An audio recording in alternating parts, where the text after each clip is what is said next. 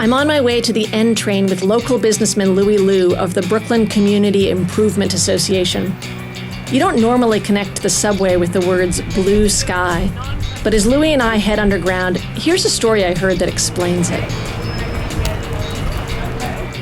The early Chinese immigrants to Brooklyn were largely people who had never traveled outside of China. So if America was strange to them, Brooklyn may have seemed, well, like a bridge too far. But the main drag of Sunset Park, its backbone, was 8th Avenue. And in the Chinese tradition, 8 is the luckiest number of them all, so maybe that was reassuring.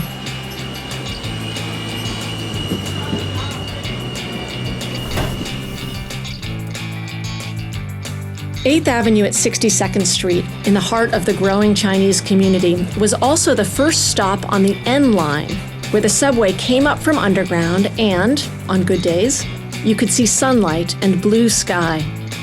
That's why when people needed to know how to find Brooklyn's Chinatown, or they were being encouraged to come check out the neighborhood, they were told, get off the train as soon as you see blue sky.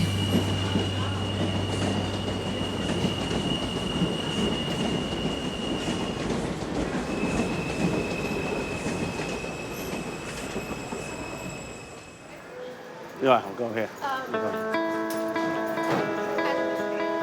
When Louie immigrated with his family to the United States from China in the 1990s, he settled in Sunset Park.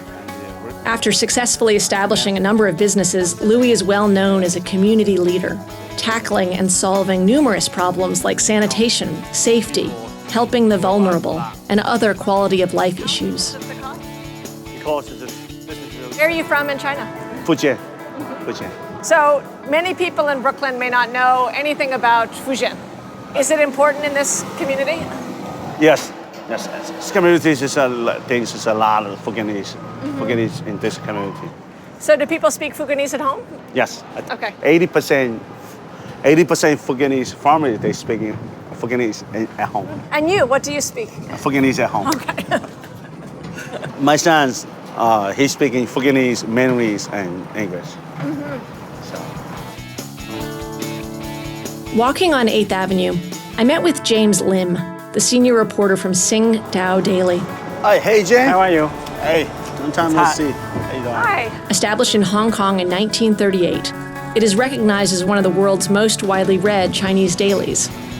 With the mission to serve Chinese worldwide, Sing Tao opened its first overseas office in New York in 1965.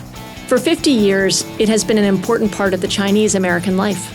You're the senior reporter? Senior reporter with the paper, yes. Okay, so I understand this is actually a really important part of... This is one of the busiest corner, I would say, right? Right. This is one of years ago, most of them are Scandinavians. Right. Yes. And then the Chinese start moving in. I guess in the late 80s. Right. And then they start have pharmacy, supermarket. One of the first supermarket over there called Winley. What's it called? Winley, W-I-L-E-Y, Winley Supermarket. So Winley was over there 10, 15 years ago.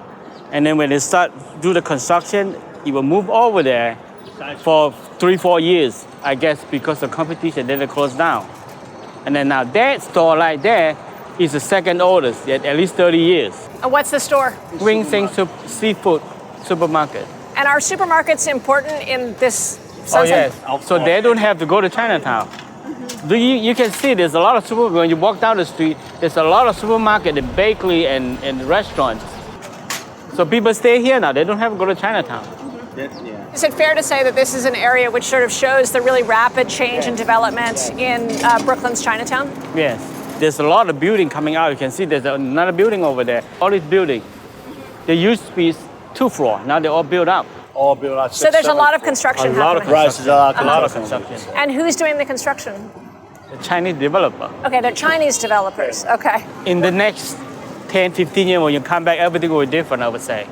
All these, I think they were all built up. Well, thank you so much. It's great to meet you. You're welcome. You're welcome. Shisha? No, how do I say it? 谢谢。谢谢。